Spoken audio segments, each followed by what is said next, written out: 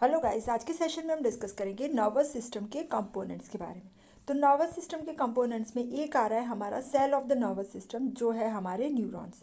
Connective tissues में आ रहा है न्यूरोग्लिया, और एसोसिएटेड स्ट्रक्चर्स में आ रहे हैं ब्लड वेसल्स और नर्व्स। तो न्यूरॉन जो है वो स्ट्रक्चरल एंड फंक्शनल यूनिट है हमारे नर्वस सिस्टम का। हमारे नर्वस सिस्टम में मेनली न्यूरॉन्स होते हैं और दूसरा होता है न्यूरोग्लियल सेल्स। टोटल नंबर हमारे जो ब्रेन में टोटल नंबर न्यूरॉन्स है, इसके नंबर है 10⁻12। ठीक है।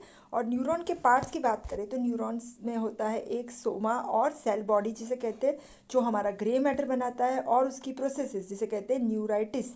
प्रोसेस इसमें जो लंबी वाली प्रोसेस है वो है हमारी एक्सॉन, और छोटी छोटी जो प्रोसेसेस है वो है डेंड्राइट्स। न्यूरॉन में सेल के सभी ऑर्गेनेलीज होते हैं, पर सेंट्रियोल नहीं होता। तो सेंट्रियोल नहीं है तो रीजनरेशन या डिवीजन न्यूरॉन का नहीं होगा। न्यूरॉन का क्लासिफिकेशन, तो पहला न्यूरॉन का क्लासिफिकेशन है जो डिपेंड कर रहा है नंबर ऑफ पोल्स की वजह से, कितने पोल्स है। दूसरा क्लासिफिकेशन है उसके फंक्शन के ऊपर से, और तीसरा है depending on the length of axon, axon की लेंथ कितनी है। तो पहला है depending upon the number of poles. तो पोल्स के नंबर के हिसाब से न्यूरॉन्स आते हैं हमारे unipolar, bipolar and multipolar neurons. एक के बाद एक डिस्कस करेंगे। तो सबसे पहला है यूनिपोलर। यूनिपोलर मतलब उसमें एक ही पोल होता है जिसमें से दोनों प्रोसेसेस अराइज होगी। तो ऐसे यूनिपोलर न्यूरॉन जो होते हैं वो एम्ब्रियोनिक लाइफ में होते हैं, वो हमारे ह्यूमन बीइंग में ज़्यादातर नहीं होते। हमारे ह्यूमन बीइंग में जो यूनिपोलर वाला न्यूरॉन होता है वो है स्यूडो यूनिपोलर। मतलब यूनिपोलर है मतलब एक पोल है यहाँ पे ये वाला, पर इसमें से दो प्रोसेसेस एक पोल में से ऐसे निकल के फिर दो हो जाएंगे। तो स्यूडो मतलब फॉल्स। यूनिपोलर है पर वो एक्चुअल यूनिपोलर नहीं है, मतलब एक प्रोसेस है यहाँ से इसमें से फिर दो बन जाएंगे। ठीक है। तो जिसे कहते हैं स्यूडो यूनिपोलर न्यूरॉन। ठीक है। हाँ। इसके बाद आ रहा है हमारा बायपोलर न्यूरॉन। बायपोलर मतलब इसमें दो पोल्स है, मतलब एक जो पोल है ना वो डेंड्राइट्स बना रहा है, और जो दूसरा पोल है वो एक्सॉन बना रहा है। ठीक है। ऐसे न्यूरॉन्स हमारे वेस्टिबुलर और कॉक्लियर गैंग्लिया, जो हमारी 8th क्रेनियल नर्व का गैंग्लिया है, उसमें होते हैं। साथ साथ में हमारे नोज़ के ऑल्फैक्टरी एपिथेलियम में भी ऐसे न्यूरॉन्स होते हैं, और रेटिना में भी ऐसे बायपोलर न्यूरॉन्स होते हैं। तीसरा आ रहा है मल्टीपोलर न्यूरॉन, मतलब मल्टीपल पोल्स है। ठीक है। तो मल्टीपल पोल्स है जिसमें से एक पोल है वो हमारा एक्सॉन बनाएगा, और बाकी के सभी पोल्स है वो हमारे डेंड्राइट्स बनाएंगे। और हमारे जो सीएनएस के सबसे ज़्यादा न्यूरॉन्स होते हैं वो मल्टीपोलर न्यूरॉन्स होते हैं। तो ये हो गया हमारा यूनिपोलर, जो कि है स्यूडो यूनिपोलर न्यूरॉन। ये है बाइपोलर, और ये हो गए मल्टीपोलर न्यूरॉन। तो पहला क्लासिफिकेशन हो गया depending on the number of poles. दूसरा क्लासिफिकेशन होगा डिपेंडिंग ऑन द फंक्शन।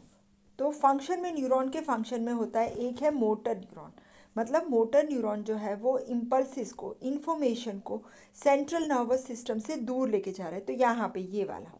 और ये जो मोटर न्यूरॉन है ना उसके एक्सॉन लंबे होते हैं, और उसके डेंड्राइट्स होते हैं ना वो शॉर्ट होते हैं। तो पहला हो गया डिपेंडिंग ऑन द फंक्शन, पहला है हमारा मोटर न्यूरॉन। और दूसरा है सेंसरी न्यूरॉन। सेंसरी मतलब ये जो न्यूरॉन है वो इन्फॉर्मेशन को लेके आ रहा है सीएनएस के टूवर्ड्स, तरफ लेके आ रहा है। तो इसमें है डेंड्राइट्स लंबे होंगे क्योंकि वो पेरीफेरी से लेके आ रहे हैं, और एक्सॉन उसकी शॉर्ट होगी। तो ये हो गया दूसरा classification depending on the function. तीसरा क्लासिफिकेशन है depending on the length of axon. Axon की लेंथ कितनी है, छोटी है या बड़ी है। तो इसमें आएंगे Golgi type 1 neuron. Golgi type 1 neuron है, उसकी एक्सॉन है, उसकी लेंथ लंबी होती है, और इसके जो सेल बॉडी होते हैं ना वो सीएनएस में होते हैं, और उसके जो एक्सॉन्स है वो पेरीफेरल ऑर्गन्स में जाएंगे। ठीक है। और दूसरे है गोल्गी टाइप 2 न्यूरॉन्स, जिसके एक्सॉन शॉर्ट होते हैं, और ये हमारे कॉर्टेक्स और स्पाइनल कॉर्ड में होते हैं। अब बात करेंगे स्ट्रक्चर ऑफ न्यूरॉन की। जो न्यूरॉन है जो हमने बताया उसके पार्ट्स में आएगा, एक तो आएगा सेल बॉडी, या इसे कहते हैं सोमा या पेरिकैरियन। ठीक है। और दूसरा आएगा प्रोसेसिस। प्रोसेसिस में जो लंबी वाली है इसे कहते हैं एक्सॉन। सिंगल प्रोसेस है जो इन्फॉर्मेशन को सेल बॉडी से दूर लेके जा रही है। ठीक है। और दूसरे है डेंड्राइट्स। जो डेंड्राइट्स होते हैं वो इन्फॉर्मेशन को सेल बॉडी के टूवर्ड्स लेके आते हैं। ठीक है। और डेंड्राइट्स होते हैं 0 से लेके मल्टीपल तक। तो सबसे पहले स्टार्ट कर रहे हैं सेल बॉडी, जिसका दूसरा नाम है सोमा, या इसे कहते हैं पेरिकैरियन भी। तो ये जो सोमा है उसकी शेप अलग अलग होती है, या तो वो राउंडेड शेप की हो सकती है, या स्टार शेप ऐसे स्टीलेट शेप की हो सकती है, या पिरामिड जैसा शेप हो सकता है, या फुसीफॉर्म मतलब ऐसे ऐसे फ्यूसिफॉर्म 2 साइड, ठीक है।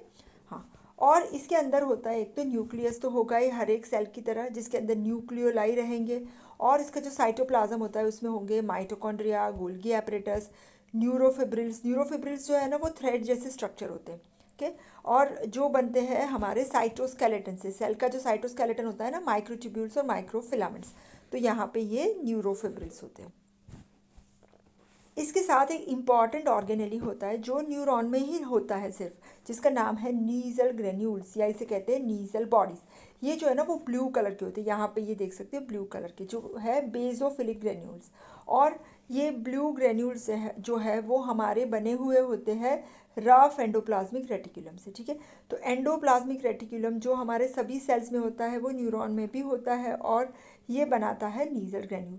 और ये जो एंडोप्लाज्मिक रेटिकुलम है उसका काम क्या है, उसका काम है प्रोटीन सिंथेसिस। तो ये नीजल ग्रेन्यूल का भी वही काम है, प्रोटीन सिंथेसिस, ठीक है।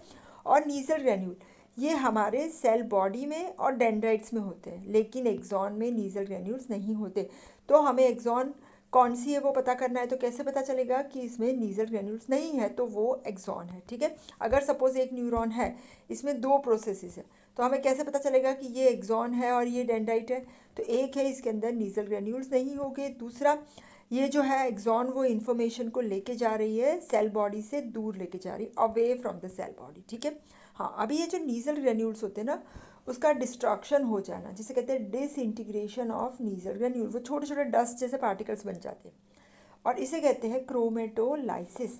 और उसका कारण क्या है, अगर हम थक जाते हैं, फटीग हो जाता है न्यूरॉन, तो ये नीजल ग्रेन्यूल डिसअपियर हो जाते हैं। कोई पॉइजन है तो भी वो डिसअपियर हो जाते हैं, या अगर हम नर्व को कट कर देते, सेक्शन कर देते, तो उसके न्यूरॉन में भी नीजल ग्रेन्यूल्स वो डिसअपियर हो जाएंगे। और जो हमने बताया सेंट्रियोल नहीं होता तो उसका डिवीजन नहीं होगा, न्यूरॉन का डिवीजन नहीं होता, ठीक है। इसके बाद प्रोसेसेस की बात करें तो डेंड्राइट्स एंड एक्सॉन्स। तो डेंड्राइट्स होते हैं ना वो छोटे छोटे प्रोसेसेस होते हैं, एक्सॉन से छोटे होते हैं, और ये 0 to many होंगे, मतलब अगर एक ही प्रोसेस है न्यूरॉन में तो वो एक्सॉन होगा, ठीक है। तो अगर एक प्रोसेस है तो डेंड्राइट 0 हो सकते हैं, और अगर मल्टीपल प्रोसेस है तो बाकी सब प्रोसेसेस डेंड्राइट रहेंगे और एक वाला एक्सॉन, मतलब एक्सॉन तो एक ही होगा, ठीक है। और डेंड्राइट है, इसके अंदर नीजल ग्रेन्यूल्स भी होते हैं और न्यूरोफिलामेंट्स भी होती है। जबकि एक्सॉन है वो एक ही होता है, सिंगल प्रोसेस, उसकी लेंथ होती है ना वो छोटे से लेकर लंबे तक हो सकती है, मतलब फ्यू माइक्रोन भी हो सकती है और 1 मीटर तक हो सकती है लंबे वाला जो एक्सॉन है उसकी लेंथ। और ये हमारे कॉर्टेक्स में से कॉर्टिकल एक्सटेंशन होता है जो न्यूरॉन के सेल बॉडी में से स्टार्ट होता है, जो पार्ट है इसे कहते हैं एक्सॉन हिलॉक यहाँ पे। और लंबी वाली जो एक्सॉन है वो 1 मीटर तक हो सकती है। तो ये हो गया स्ट्रक्चर ऑफ न्यूरॉन, जिसमें ये सेल बॉडी है, ये डेंड्राइट्स है और ये एक्सॉन है, ठीक है। हाँ, अब नेक्स्ट बात कर रहे हैं नर्व की, ऑर्गेनाइजेशन ऑफ नर्व। ये जो हमारा नर्व होता है ना, ये नर्व जो है वो हमारे एक्सॉन के बंडल से बना होता है। तो बंडल जो है उसे कहते हैं फेसिकल, एक होता है तो फेसिकल, और बहुत सारे होते हैं तो फेसिक्यूलाई, ठीक है। तो ये जो एक्सॉन्स होते हैं ना वो उसके बंडल्स पूरे मिलके हमारा जो है वो नर्व बनाते हैं, ठीक है। तो नर्व जो है इसमें बहुत सारे फेसिक्यूलाई होते हैं, कैसे हम लोग डायग्राम देख के डिस्कस कर रहे हैं। तो ये हो गया हमारा एक नर्व, ये वाला, ठीक है। तो ये नर्व है, इसके अंदर ये वाला एक्सॉन है, ठीक है। एक्सॉन के बाहर आ गई माइलिन शीथ, और माइलिन शीथ के बाहर आ जाएगा हमारा एंडोन्यूरियम, जो है कनेक्टिव टिश्यू का कवरिंग, यहाँ पे ये वाला। तो सबसे अंदर एक्सॉन, फिर माइलिन शीथ, फिर एंडोन्यूरियम, जो हमारे एक नर्व फाइबर। अभी इंपॉर्टेंट बात, नर्व फाइबर मतलब लॉन्ग प्रोसेस ऑफ न्यूरॉन, हमने आगे के लेक्चर में किया था, लॉन्ग प्रोसेस ऑफ न्यूरॉन, ठीक है, नर्व फाइबर। और इसके कवरिंग में है हमारा एंडोन्यूरियम। फिर ये जो बंडल हो गए, ठीक है, ये एक बंडल हो गया, ठीक है। तो ये एक बंडल है जिसे कहते हैं फेसिकल, इसका जो कवरिंग है इसे कहते हैं पेरीन्यूरियम, ये वाला, ठीक है। और बहुत सारे बंडल हैं, सभी बंडल्स का कवरिंग, तो इसे कहते हैं epineurium, outermost covering of the nerve, ठीक है। और ये सब मिलके ये पूरा बनाते हैं एक नर्व, ठीक है।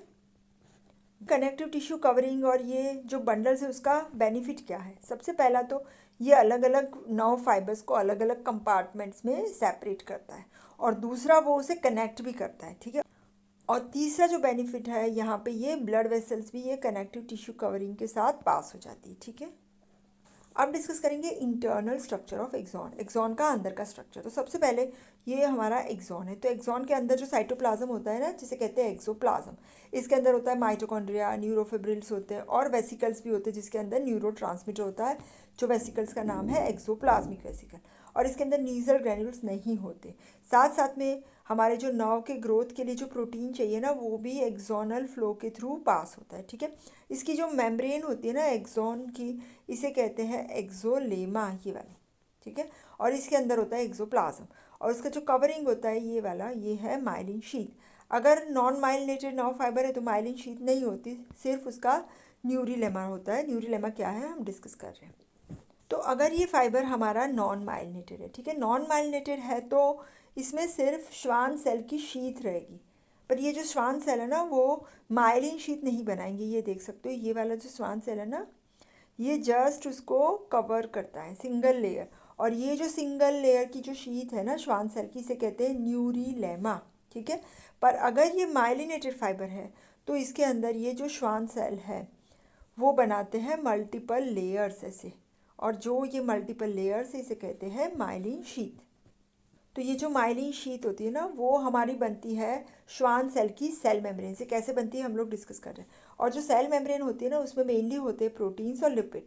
और ये जो लिपिड्स होते हैं ना, वो इसमें आएगा हमारा कोलेस्ट्रॉल, लेसिथिन एंड सेरिब्रोसाइड। तो ये सब लिपिड्स और प्रोटीन्स मिलके बनाते हैं माइलिन शीथ। और ये जो श्वान सेल है ना, वो थोड़े लोकेशन तक ही रहता है, इसके बाद दूसरा सेल आएगा। तो इन दोनों के बीच का जो गैप होता है ना, ये वाला, इसे कहते हैं नोड ऑफ रेनवियर। क्योंकि श्वान सेल यहाँ तक माइलिन शीथ बनाता है, फिर दूसरा श्वान सेल आएगा। ठीक है, तो यहाँ पे जो गैप है इसे कहते हैं नोड ऑफ रेनवियर। तो यहाँ पे ये देख सकते हो, ऐसे माइलिन शीथ बनती है। ये जो श्वान सेल है ना, ये पूरा उसकी सेल मेम्ब्रेन, ये ग्रीन कलर की, ये माइलिन शीथ बनाती है। और सबसे बाहर हमारा श्वान सेल आ जाएगा। और ये जो श्वान सेल की शीथ होती है ना, इसे कहते हैं न्यूरीलेमा। तो अगर माइलिन शीथ नहीं है, नॉन माइलिनेटेड फाइबर है, तो सिर्फ एक ही लेयर होगा, और जो होगा श्वान सेल की शीथ का। तो न्यूरीलेमा का मतलब हुआ शीथ ऑफ श्वान सेल। ठीक है, और माइलिन शीथ मतलब श्वान सेल की सेल मेम्ब्रेन, जो ऐसे लेयर्स बनाती है। ठीक है, तो माइलिन शीथ का फंक्शन क्या होता है, ये जो है वो कंडक्शन को फटाफट करती है। क्यों? क्योंकि ये जो कंडक्शन होता है ना, वो जंपिंग होगा, जिसे कहते हैं हम साल्टेटरी कंडक्शन और जंपिंग कंडक्शन। ठीक है, और दूसरा है ये जो माइलिन शीथ है ना, बिकॉज वो लिपिड की बनी हुई होती है, तो इंसुलेट करती है। ये जो इम्पल्स है ना, वो आजू बाजू वाले फाइबर्स में नहीं चला जाएगा, तो ये इंसुलेट होगा, नेबरिंग नर्व फाइबर्स को स्टिमुलेट नहीं करेगा। ठीक है,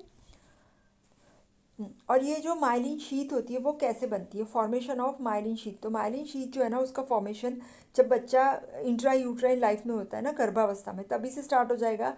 4th मंथ से चालू हो जाएगा और कंप्लीट होगा 2 years आफ्टर बर्थ।